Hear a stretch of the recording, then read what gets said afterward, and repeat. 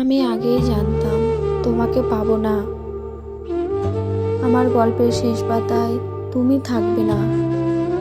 তবুও ভালোবেসেছিলাম নিঃস্বার্থভাবে। তোমার একটা হাসি, একটা মেসেজ, একটু চোখের চাউনি, সব কিছুকে আমার জগৎ বানিয়েছিলাম।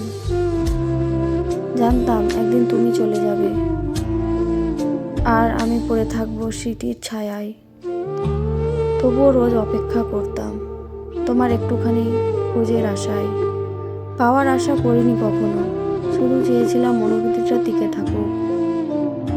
এই ভালোবাসাটা আমার, তোমাকে পাওয়ার না পাওয়ার হিসেবে না। তুমি ছিলে না, কিন্তু আমার প্রতিটা নিঃশ্বাসে ছিলে তুমি। এটাই ছিল আমার একতরফা ভালোবাসার নিঃশব্দে গড়ে তোলা এক স্বপ্ন, যেই স্বপ্নের পুরোটা জুড়ে শুধু তুমিই আছো, শুধু তুমি।